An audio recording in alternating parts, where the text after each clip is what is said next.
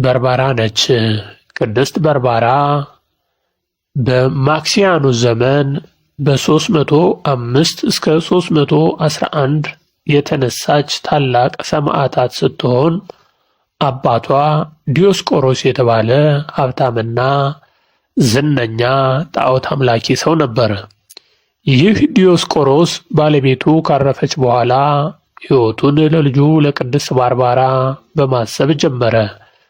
የቅድስት ባርባራን ደምግባቷንና ውበቷን ተመልክቶ ከሰዎች ዓይን እንድትጠበቅና ከውጭው ዓለም እንዳትገናኝ ራሷን ለመከላከል ሲል ዲዮስቆሮስ በትልቁ ቤተ መንግሥት አስቆልፎ አስቀመጣት። ወደ ክፍሏም መግባት የሚችሉት እነዛው የጣዖት አምላኪዎች መምህራኖቹ ብቻ ነበሩ። ቅድስት ባርባራም አባቷ ባሰራላት ቤተ መንግሥት ማማ ላይ ሳለች ቀን ቀን ላይ ሜዳው ላይ የሚታየው ውብ መልክዓ ምድር፣ የአበቦቹን ውበት፣ የፀሐዩን ብርሃን፣ የወንዞቹን አወራረድ እና የተለያዩ የሚታዩትን ነገር ሁሉ እያየች ትውላለች። ማታ ማታ ላይ ደግሞ በሰማይ የሚታየው የከዋክብቱን ስርዓት፣ ውብ የሆነውን የእግዚአብሔርን ሥራ ስትመለከት አባቷና ጣዖት አምላኪ መምህራኑ የሚመኩባቸው ጣዖቶች ይህንን ድንቅ ሥራ እንዳልፈጠሩ ተገነዘበች። በዚህን ወቅትም ራሷን በድንግልና ጠብቃ ለመኖር ወሰነች። አባቷም በሀገሩ የውበቷን ነገር ሰምተው የጋብቻ ጥያቄ ለልጁ የሚያቀርቡትን ይዞ በልመና ቢጠይቃትም ሰማዕቷ ግን የአንዳቸውንም ሐሳብ ሳትቀበል ቀረች። በዚህም ወቅት አባቷ ለብቻዋ በመኖሯ ነው ይህ ሊከሰት የቻለው ብሎ ከቤተ መንግሥቱ እንድትወጣ እና ከፈለገችው ሰው ጋር እንድትገናኝ እና ጓደኝነት እንድትመሰርት ፈቀደላት። በዚህም ወቅት ወጣት ክርስቲያን የሆኑ አገልጋዮችን በከተማ ውስጥ አግኝታ ስለ ዓለም ፈጣሪ፣ ስለ ምስጢረ ሥላሴና የክርስትና በአጠቃላይ አስተማሯት። ከእስክንድሪያም በነጋዴ ተመስሎ በመጣ ቄስ የእግዚአብሔር ልጅነትን በጥምቀት ገንዘብ አደረገች። ይህ በሚሆንበት ወቅትም አባቷ ጉዞ አጋጥሞት ከመሄዱ በፊት እርሷ ከምትገኝበት ስፍራ አካባቢ ውብ የሆነ የመታጠቢያ ክፍል እንዲሰራለት አዝዞ ወደ ጉዞ ይሄዳል። የክፍል ደቡብ ገጽ ላይ አባቷ 2 መስኮቶችን እንዲሰራ አዞ የሄደ ቢሆንም የእርሱን አለመኖር ተጠቅማ ቅድስት ባርባራ አንድ መስኮት ምስጢረ ሥላሴን እንዲወክል በማሰብ አስጨምራ አሰራች። በመታጠቢያው ክፍል የእብነ በረድ ግድግዳ ላይም በጣቶቿ የመስቀልን ቅርጽ ፍቃ ሳለችበት።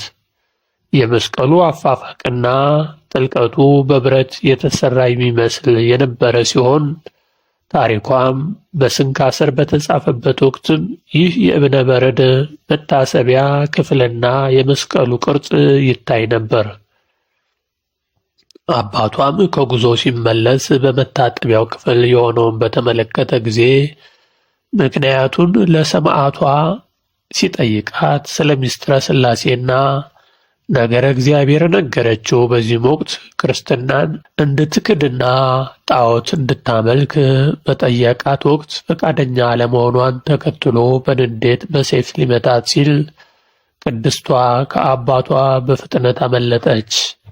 አንድ ኮረብታ በደረሰች ጊዜ ኮረብቷ በተአምራት መልኩ ተከፍታ ወጣቻት። በተቃራኒው የኮረብታው በኩልም ከአባቷ ራሷን ደበቀች። በዚህ ወቅትም በአካባቢው 2 እረኞች ይህንን የተመለከቱ ነበሩ። አባቷም ከብዙ ልፋት በኋላ በኮረብታው አካባቢ እነዚያን እረኞች አገኛቸው።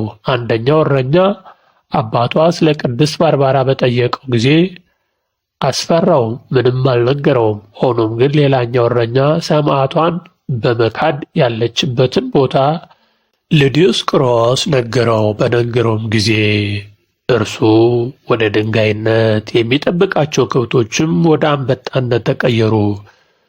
ዲዮስቆሮስም ቅድስት ባርባራ ያለችበትን ቦታ ሄዶ ከያዛት በኋላ ብዙ መከራን በመደብደብ አደረሰባት። ዳግመኛም ለጠባቂዎቿ በረሃብ እንዲቀጧት አስረከባት። በዚህም በኋላ ለአካባቢው አስተዳዳሪ መርጥያስ አሳልፎ ሰጣት። አብዝተው ቅድስት ባርባራን መቷት።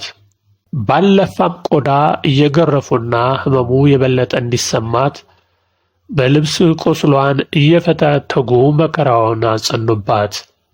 በምሽት ግን ቅድስት ባርባራ ይህ ሁሉ መከራ ቢደርስባትም አብዝታ ወደ ክርስቶስ ትጸልይ ነበር። ጌታም ወደ እርሷ በአካል ተገልጦ በመምጣት ከቁስሏ ይፈውሳት ነበር። በሚቀጥለው ቀንም ደግሞ አዲስ በሆነ መንገድ መከራ ማጽናታቸው ይቀጥሉ ነበር። ኦሊያናም የምትባል በከተማው የምትኖር አንድ ደግ ክርስቲያን ሴት ነበረች። እርሷም በቅድስት ባርባራ ላይ የሚፈጸመውን ግፍና እንግልት ተመልክታ ስህተትነቱን በአደባባይ ተናገረች። ክርስቲያን መሆኗንም ለሁሉ ገለጸች። እነርሱም ቅድስት ኦሊያናን ይዘው ከቅድስት ባርባራ ጋር አብረው ለብዙ ጊዜያት መከራ አጸኑባቸው። ብዙ መከራ ካደረጉባቸው በኋላ በአደባባይ ለሳቅና ፌዝ እንዲሆን እርቃናቸውን አወጧቸው። ሆኖም ግን በቅድስት ባርባራ ጸሎት ልዑል እግዚአብሔር መልአኩን ልኮ ውብ በሆነ ልብስ ቅዱስ አካላቸውን ሸፈነላቸው። ከዚህም በኋላ ሁለቱ ቅዱሳን የሰማዕትነት አክሊል ተቀዳጁ። ቅድስት ባርባራም በአባቷ እጅ አንገቷ ተሰይፎ የሰማዕትነት አክሊል ተቀበለች። ይህ ታኅሳስ 8 ስንክሳርን እንዲሁም መምህር እንግዳ መርጊያ የኒቆዲሞስ ኮከብ ሰማዕት ቅድስት ባርባራ መጽሐፍን ለተጨማሪ ማብራሪያ ያንብቡ፣ ይመልከቱ። ለአባቷና ለማርጤንያስ ግን ፍጻሜያቸው አላማረም፣ ምክንያቱም ሁለቱም በመብረቅ ተመትተው ሞተዋልና። የቅድስት ባርባራን በረከትም ምልጃቸው ይድረሰን፣ አሜን።